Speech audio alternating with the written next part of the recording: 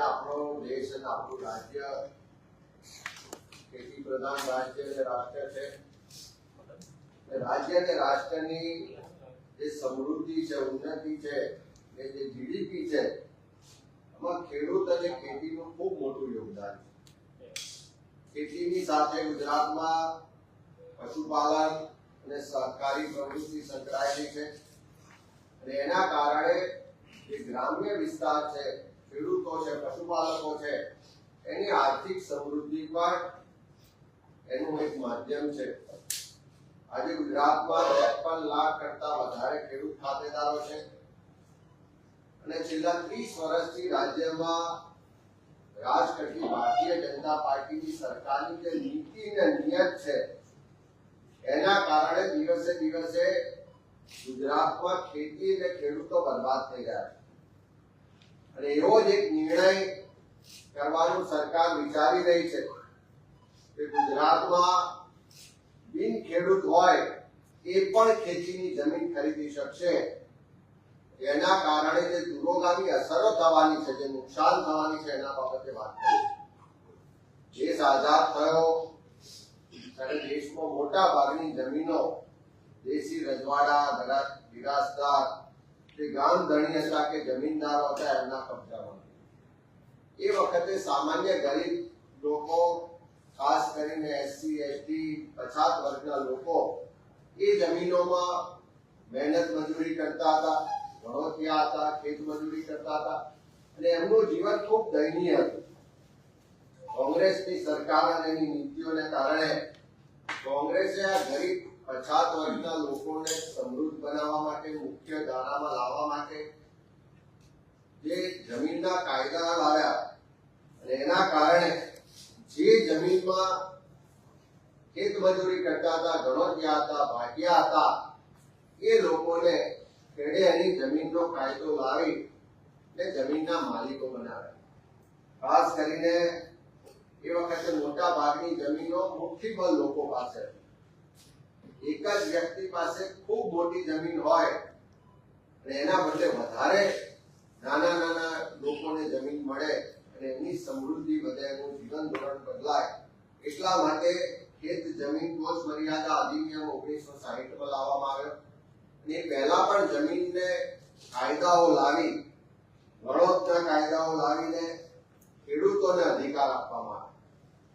વધારે જમીનો એક વ્યક્તિ પાસેથી લઈ અને નાના નાના લોકોને આપી, એના કારણે ગ્રામ્ય વિસ્તારમાં સમૃદ્ધિ વધી, લોકોનું જીવન ધોરણ સુધર્યું. અને એ જ કોંગ્રેસની સરકારોએ ચિંતા પણ કરી કે આ ખેતી ને ખેડૂતોની સમૃદ્ધિ લાંબા સમય સુધી જળવાઈ રહે, એટલા માટે કાયદાકીય અધિકાર આપે, કાયદાકીય નિયંત્રણો રાખ્યા. અને એટલા જ માટે મુંબઈ રાજ્ય હતું ત્યારથી 1948માં મુંબઈ ગણોત, વહીવટ અને ખેતીની જમીનના જે કાયદા લાવ્યા, એ કાયદાઓ હેઠળ ગણોતિયાઓને રક્ષણ મળ્યું. એ જમીનો વર્ષો સુધી સચવાઈ રહી. એ જમીનમાં બીજા જે સમૃદ્ધ લોકો છે એ પચાવી ના પાડે, એ જમીનો ખરીદીને ફરી પાછા એક જ જગ્યાએ કેન્દ્રીકરણ ના થાય, એની ચિંતા કરી અને 1956માં ખેતીની જમીન ધારણ કરવા માટે 8 કિલોમીટરની મર્યાદાનો કાયદો લાવવામાં આવ્યો. 8 કિલોમીટરની મર્યાદામાં જ ખેતીની જમીનની લેવેચ થઈ શકે અને ખેડૂત હોય એ જ ખેતીની જમીન ખરીદી શકે, જેથી કરીને ખેતી જળવાઈ રહે, ઉત્પાદન જળવાઈ રહે અને ગ્રામ્ય વિસ્તારનું સામાન્ય લોકોનું જીવન ધોરણ છે એને પણ કોઈ પણ જાતનું નુકસાન ના કરે. અને કાયદાના કારણે વર્ષો સુધી, એટલે કે 1955 થી લઈને 1995 સુધી આ ખેતીની જમીનો જળવાઈ રહી. ખેતીનું ઉત્પાદન દિવસે દિવસે ટેકનોલોજીને કારણે વધ્યું અને ખેડૂતો પણ સમૃદ્ધ થયા અને એનાથી રાજ્ય અને રાષ્ટ્ર પણ સમૃદ્ધ થયું. એ વખતે ફરી એનું રક્ષણ થાય એટલા માટે આ જમીનોને નિયંત્રિત પ્રકારની, એટલે કે નવી શરતની જમીન તરીકે જાહેર કરવામાં આવી અને કાયદાકીય જોગવાઈ કરીને નવી શરતની જમીન પૂર્વ મંજૂરી, સક્ષમ અધિકારી કે સરકારની પૂર્વ મંજૂરી વગર આ જમીનો વેચાણ ના થઈ શકે, એનો ભાગ કે વહેંચણી ના થઈ શકે, એને ગીરો કે બક્ષિસ ના થઈ શકે, એવા પણ કાયદાકીય અધિકારો આપ્યા, નિયંત્રણો રાખ્યા, એના કારણે જમીનો વર્ષો સુધી જળવાઈ ગઈ ને આજે ગુજરાતમાં જે પણ ગ્રામ્ય વિસ્તારની સમૃદ્ધિ છે એની પાછળની આ કોંગ્રેસની નીતિ અને કાયદા ખૂબ મોટું યોગદાન છે. પણ જે રીતે ભારતીય જનતા પાર્ટીની સરકાર આવી, ઉદ્યોગપતિઓ અને મૂડીપતિઓને પ્રાધાન્ય આપવાવાળી સરકારે 1995માં સર્વપ્રથમ ફરી પાછી આ જમીનો વેચાઈ જાય, ફરી પાછી જમીનો મૂડીપતિઓ પાસે કેન્દ્રિત થાય એ રીતે 1995માં સર્વપ્રથમ એની શરૂઆત કરીને 8 કિલોમીટરનો જે મર્યાદા હતી એ કાયદાને રદ કર્યો અને મર્યાદા ઉઠાવી લેવામાં આવી. એનાથી આપણે બધા જાણીએ છીએ કે ગુજરાતમાં અનેક ગ્રામ્ય વિસ્તારો કે શહેરોથી નજીકના વિસ્તારો કે જ્યાં રોડ રસ્તા હતા, થોડી સુવિધાઓ હતી, એ જમીનો 1995 થી ફરી વેચાવાની શરૂ થઈ. ફરી સમૃદ્ધ લોકો પાસે જમીનોનું કેન્દ્રીકરણ થવાનું શરૂઆત થયું અને ઘણા મોટા પ્રમાણમાં આવી જમીનો વેચાય અને અનેક લોકો જે ખેડૂત કોંગ્રેસે બનાવ્યા હતા એ આજે બિનખેડૂત થઈ ગયા.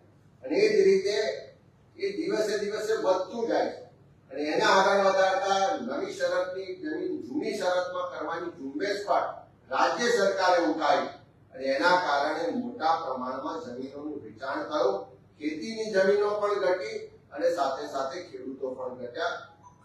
અને એ જ કારણે આજે જ્યારે ગુજરાતમાં એક મોટી ચેલેન્જ છે કે આવનારા દિવસોમાં ખેડૂતો રહેશે કે કેમ, ખેતીની જમીનો રહેશે કે કેમ, ઉત્પાદન દિવસે દિવસે ઘટતું જાય છે. તો જે ખેડૂત જગતનો તાત કહેવાય, આપણા માટે મહેનત મજૂરી કરીને આપણું પેટ ભરવા માટે ઉત્પાદન કરે છે, ઉત્પાદનની પણ ભવિષ્યમાં ચિંતા થશે. હમણાં મીડિયાના માધ્યમથી અનેક સરકારી વિભાગોમાં જે ચર્ચા ચાલી રહી છે કે ગુજરાત સરકાર દ્વારા સીએલ મીનાના અધ્યક્ષ પદે એક કમિટીની રચના કરવામાં આવી હતી 2023ના ડિસેમ્બર મહિનામાં કે જમીનમાં સુધારા કરવાના નિયમો બદલવાના એના માટેની જોગવાઈ કરવાની કમિટી. ને ફેબ્રુઆરી 2024માં કમિટીએ રિપોર્ટ સરકારમાં સબમિટ કર્યો. સરકાર એના પર ચર્ચા વિચારણા કરીને હમણાં જ જાણવા મળે છે એ મુજબ એવું વિચારણા ચાલી રહી છે કે ગુજરાતમાં હવે સુધારો કરી અને મીના સમિતિના અહેવાલને આધારે સરકાર બિન ખેડૂત હોય એને પણ ખેતીની જમીન ધારણ કરી શકે એવો કાયદામાં સુધારો કરવા જઈ રહી છે. એના માટે એને પૂર્વના કાયદાઓમાં પણ સુધારા કરવા પડશે. પણ આ સરકારનું પગલું ગુજરાત માટે, રાષ્ટ્ર માટે ખૂબ જોખમી પુરવાર થવાનું છે. ખેતી અને ખેડૂતને ખતમ કરવાનું એક વ્યવસ્થિત ષડયંત્ર જે વર્ષોથી ચાલી રહ્યું છે એને હવે અમલમાં મૂકવા માટેનું આ પગલું છે.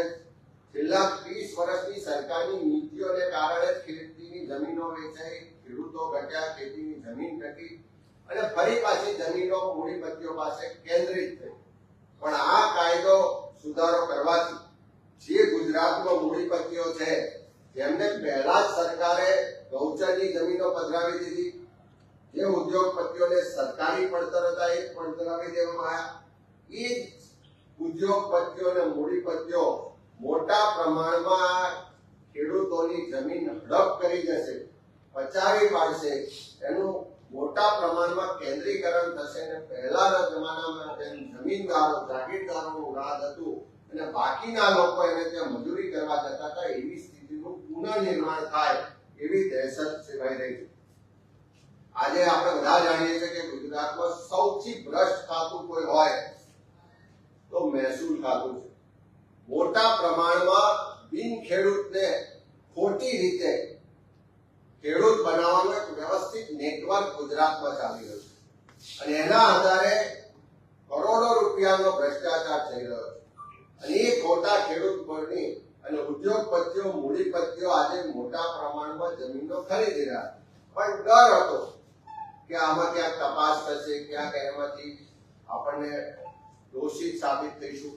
પણ હવે જ્યારે સરકાર જ સુધારો લાવે કે કોઈ પણ બિન ખેડૂત ખેતીની જમીન ધારણ કરી શકશે, તો આવા જે ખોટું કરવા વાળા કે ઉદ્યોગપતિઓ કે મૂડીપતિઓ હતા એમને ખુલ્લું મેદાન મળશે અને જે રીતે અત્યારે જમીનોનું ખરીદ વેચાણ થઈ રહ્યું છે એમાં ખૂબ મોટો ઉછાળો આવશે ને ખેતીની જમીનો વેચાઈ રહેશે. એનાથી થશે એવું કે ખેડૂતો ઘટશે, ખેતીનું ઉત્પાદન ઘટવાનું છે અને ફરી પાછી જમીનો એક જ જગ્યાએ સંગ્રહ થવાની. જે કોંગ્રેસની સરકારે ખેત મજૂરમાંથી ગણોતિયામાંથી ખેડૂત બનાવ્યા હતા, એસસી એસટી પછાત વર્ગના ગરીબ વર્ગના લોકોને સમૃદ્ધ બનાવ્યા હતા, ફરી પાછા આ કાયદામાં સુધારો થવાથી આ લોકો ખેત મજૂર બનશે, ફરી પાછા મધ્યમ વર્ગમાંથી ગરીબ બનવાની દહેશત છે. અમે સરકારને વિનંતી સાથે ચેતવણી પણ આપવા માંગીએ છીએ કે આવો કોઈ સુધારો કરતા પહેલા ગુજરાતની પ્રજા સાથે પણ પરામર્શ કરજો, રાજકીય પાર્ટીઓ સાથે પણ પરામર્શ કરજો. અન્યથા તમે જે સુધારો કરવા જઈ રહ્યા છો કે બિન ખેડૂત પણ ગુજરાતમાં ખેતી લાયક જમીન ખરીદી શકશે, આ સુધારાનો અત્યારે જે ખાલી ચર્ચા છે એનો પણ ખેડૂતો વિરોધ કરી રહ્યા છે, સામાજિક સંગઠનો ખેડૂત સંગઠનો પણ વિરોધ કરી રહ્યા છે અને કોંગ્રેસ પાર્ટી પણ એનો સખત શબ્દોમાં વિરોધ કરે છે. આવા નિર્ણયથી ખેતી ને ખેડૂતો ખતમ થઈ જવાના અને એની જે દૂરોગામી અસરો થવાની, એનાથી રાજ્યને અને રાષ્ટ્રને ખૂબ મોટું નુકસાન થવાનું. ત્યારે સરકારને કહેવા માંગીએ છીએ કે આવો નિર્ણય ના કરતા મૂડીપતિઓને ઉદ્યોગપતિઓને ખુશ કરવા માટે, એમના ફાયદા માટે આવો કોઈ પણ નિર્ણય થશે તો કોંગ્રેસ પક્ષ એને સડકથી લઈને વિધાનસભા સુધી વિરોધ પણ કરશે. ખેડૂતોને હિત માટે, ગુજરાતના હિત માટે, ખેતીની જમીનો બચાવવા માટે અને તમે જે મૂડીપતિઓને ફાયદો કરાવવાની તમારી નીતિ છે એની સામે કોંગ્રેસ પક્ષ ઉગ્ર વિરોધની સાથે લડત પણ આપશે, એવું અમે સરકારને વિનંતી સાથે ચેતવણી પણ આપવા માંગીએ છીએ.